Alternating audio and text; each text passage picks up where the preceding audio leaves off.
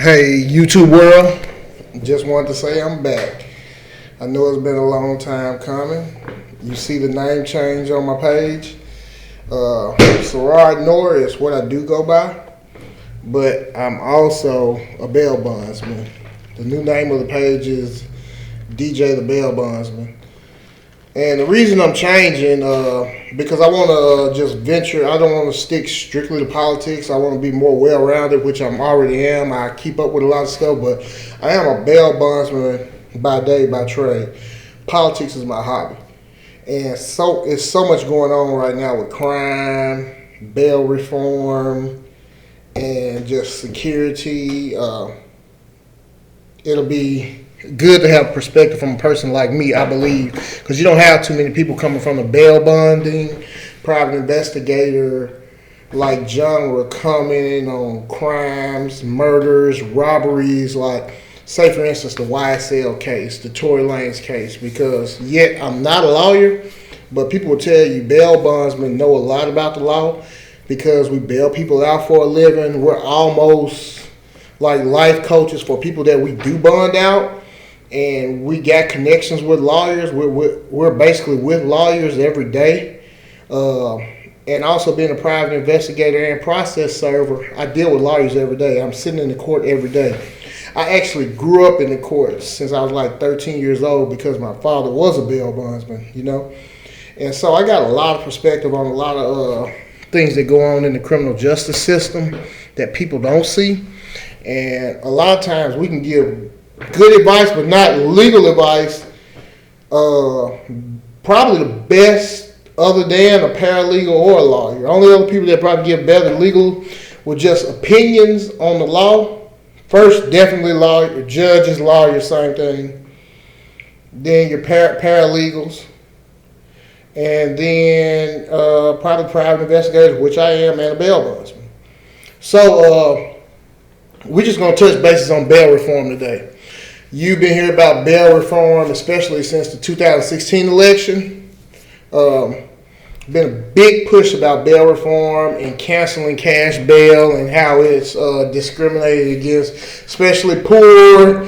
Then catchphrase, black and brown people. But today I'm just here to dispel the myth about bail reform and how bad it is, because bail reform is really a Trojan horse just to basically bring in crime, lawlessness, so that people can, or politicians can take more power from people and to gain more control with like gun control, curfews, lockdowns, things of that nature that they already did during the last couple years.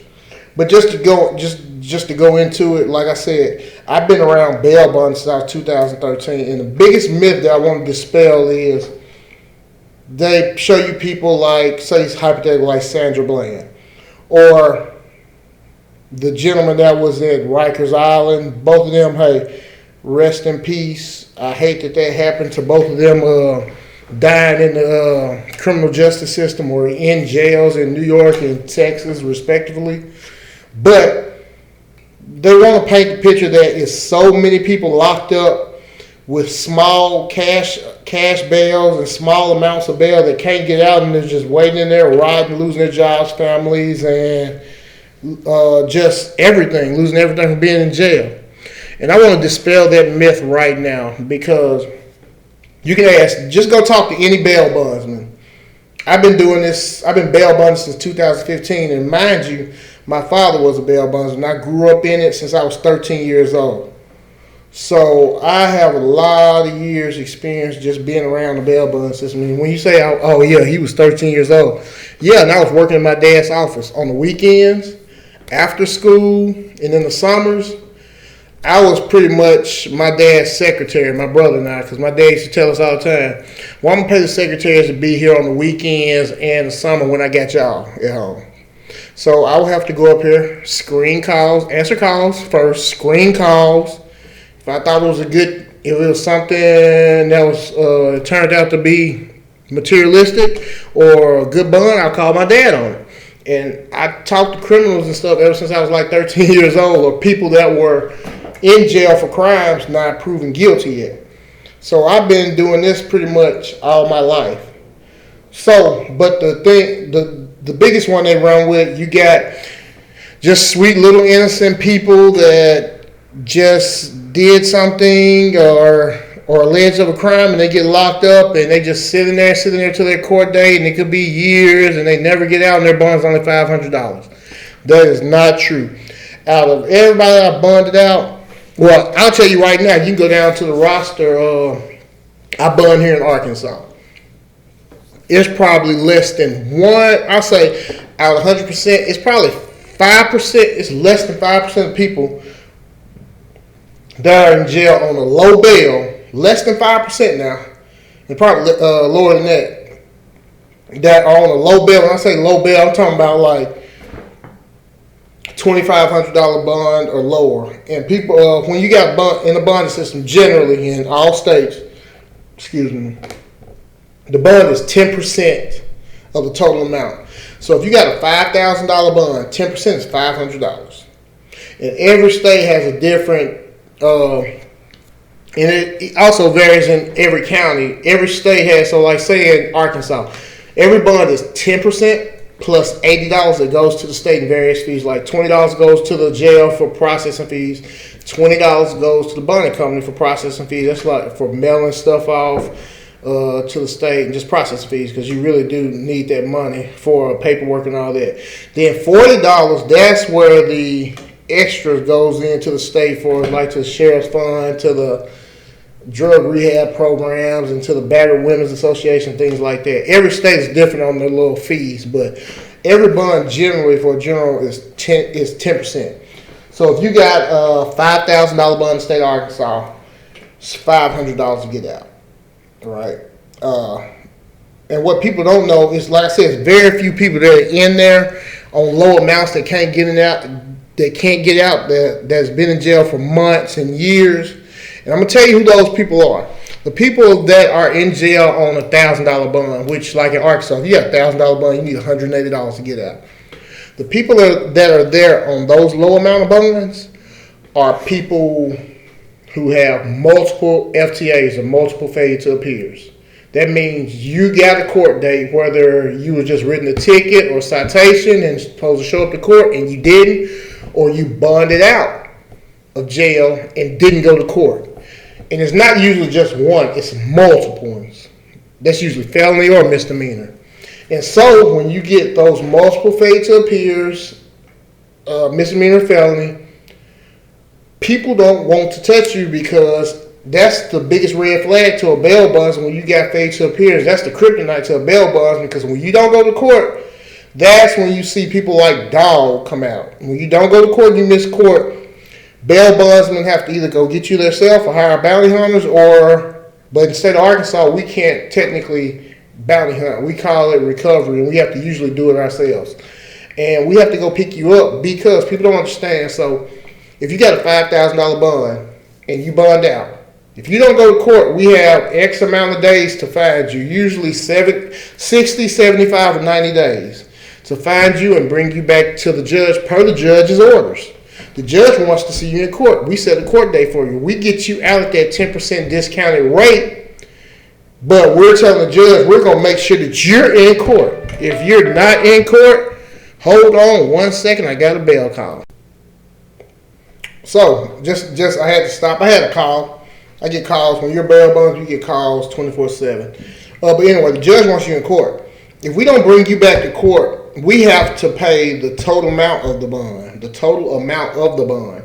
So if we can't find you in 60, 75, and 90 days, we have to go in front of the judge, which is called a show cause hearing, and tell the judge why this person's not in court. We said he was going to be in court. She was going to be in court, but that person's not in court. We got to explain to him and give the judge a good reason why they should give us an extension to find this person. Majority of the time they do, but it can be that they don't give you an extension. Then guess what?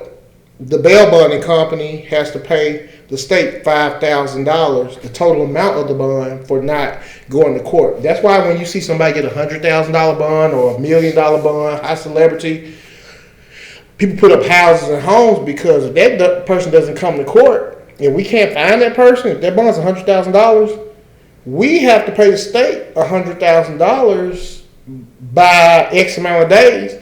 If we don't, after we get a judgment, your whole bonding company is shut down. Nobody can write bonds in the whole state. So that's why when you see a person that's the reason why a person will sit in jail. So say hypothetically, you got $1,000 bond, it's $180 for you to get out, and that person's been in there 3 or 4 months. That is because they have multiple failure to appears. But even with multiple failure to appears, you still can get out. You just need collateral now.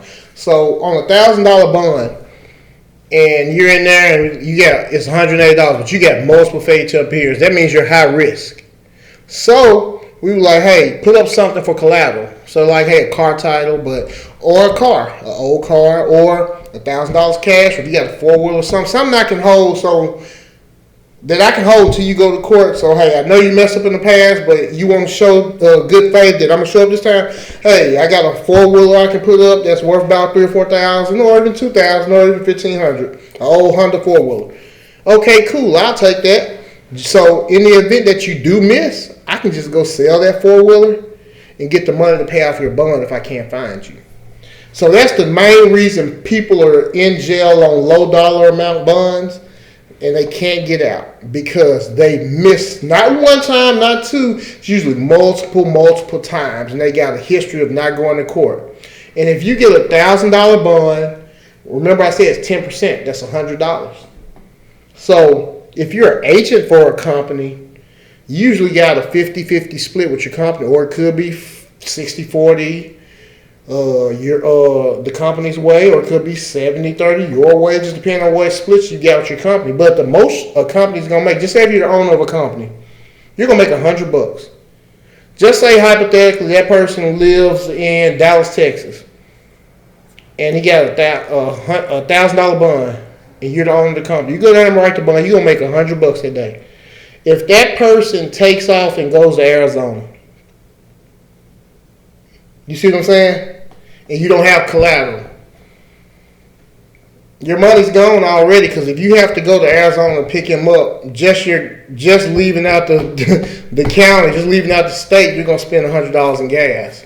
So now you're in the negative on that gentleman. So that's why you'll see a person sitting in jail that long, because he got multiple failure to appears and he's high risk and it's not worth the money. The second reason a person is in jail on a low dollar amount of bail, or it could be a high dollar amount, is the family is tired of dealing with this person. And you see this all the time. It could be a guy, you go pull up his record, he got multiple arrests. Usually you have multiple arrests, you got failure to appear. Some guys don't though.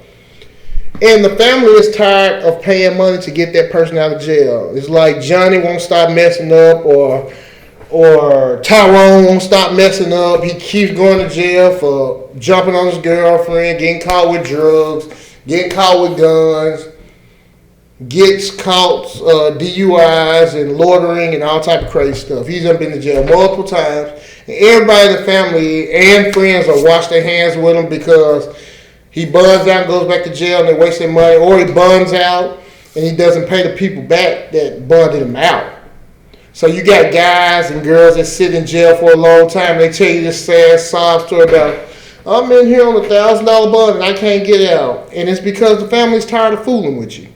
The family and all your friends are fed up. You done burnt all your bridges with everybody. So that's why they're in jail. Then the third one, and which is sometimes good, this is another reason for not having bail reform. You get a lot of young guys, see this all the time, I bundled them out. A lot of young guys, say like 19, just out of high school, fresh out of high school, 18, 19, they're not going to college, they're not going to military, they're not in the trade, they're not going to barber school, they're not going to get an HVAC, plumbing, electrician, CDL, they're just around there, they don't want to work, and they just in the streets. They selling dope, and just hustling, scamming, just doing whatever they want to. They getting into it with people, and they get in the street beefs. They get to shooting. And I've seen this multiple times, more than I can count, where a guy could be with a gang of guys. He's usually with a group of guys, and They get in the shootout. Hold on one more again. I'm back. That was one of my favorite partners. He's real cold at the recovery game. He can find anybody. Well, he's good at what he do. But you got a lot of guys getting shootouts or shoot at somebody or shoot somebody on the streets. You getting shootouts with dudes. He goes to jail. Family wants to leave him in jail because guess what? He's safer there for the time being. Or I've seen families leave their little son in jail. Tyrone, Mario,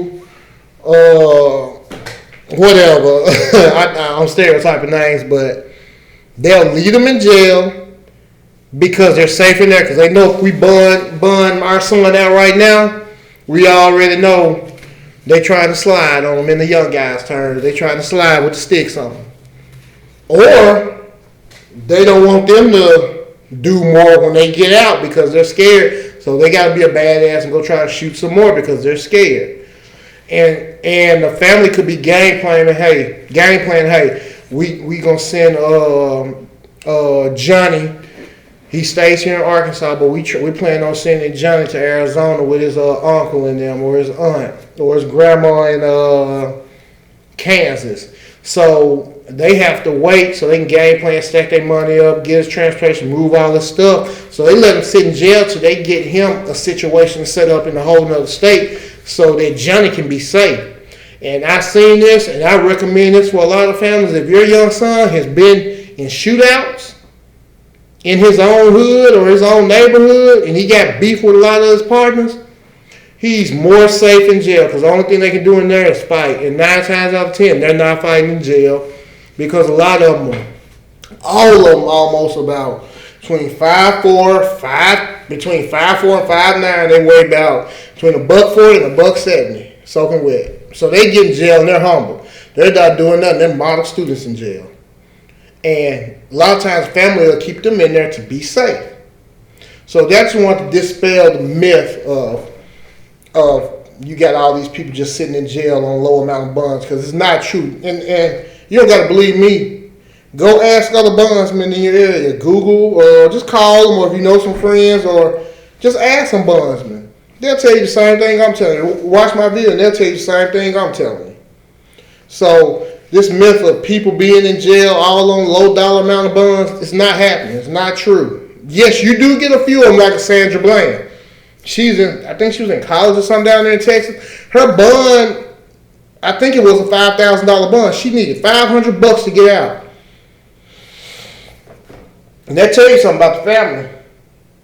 If they didn't care enough to get her out, that says a lot, because 9 times out of 10 it don't happen. And then just let's flip it to the high dollar bonds. Just say if you ain't on a $50,000 bond, that means you got $5,000. A lot of people ain't got $5,000 to get their family out. That's a lot of freaking money. But if you don't never get in trouble and you're a person that's always handling your business, you just get caught up in a stupid situation where you were with some guys and they got to shoot at some people, or a robbery happened, you didn't know. I'm just going to put it this way. You're in the wrong place, wrong time. Or you get into it with some people and somebody got to fight and you punched the dude and he hit his head and it damn near killed him or something. There's a lot of guys in jail on petty stuff. You're at the gas station, you get to fighting with a guy. Or you get into it with a girl. She's drunk and she's fighting you and you're defending yourself, but you still end up in jail. You get a high bail amount, $50,000. Bail bondsman, we look you up, we run your history and see all the things you've been arrested for. So if I see a guy and he works a good job, he got a full-time stable job, and he's never really been in trouble, just got traffic tickets and maybe got arrested for possession of marijuana once back in the day, and maybe a domestic battery got into with his old lady when he was a young cat. But you can see he always went to court, but he's not no criminal. He just got into a few little situations. He got a $50,000 bond. People don't realize that bail bonding companies finance. Even though in certain states it's technically illegal, but everybody finances, you're not going to say you got a $50,000 bond. And you're in a big city or big county, you got competition. A lot of times, guys can get out on the 50,000, it's 5,000 to get out. They might have $500 and somebody will bond them out and put them on a payment plan. It's always zero interest, so you don't have to pay interest. I'm gonna just put it this way: most places you're not even paying interest, so it's not people stuck in their own big amount. So if you're a good guy and people can see that, and you're just a normal citizen, you just get jammed up on some dumb stuff, or even a negligent. Just say you ain't never been in trouble, just like I explained. And you're from the club one night, DWI, you're drunk, and you go and hit somebody and kill them, manslaughter. And just say you get $100,000 bond. It's usually not even gonna be that high. It might be 50. And I go down and read, like, dang, dude, ain't never been in trouble before. Dang, it's a messed up situation. It's bad because he did commit a crime, and it's bad, but this is not him on the regular. This is just a one-off. People work with people. Then he got a wife, or he got a good family, got a mom, dad, they both retired, got a house and all that. I'm like, oh yeah, I know he's gonna go to court. He gonna get a lawyer and all that stuff. Somebody might finance him for $500. You might get him out initially for $500. I'm gonna hold that thought right quick. YouTube, I got some a big hit on the guy that I'm looking for right now. So hey, I'm gonna close this down. I'm gonna get back with y'all tomorrow. The end. Hate to cut it short like that, but I'll holler back at y'all later.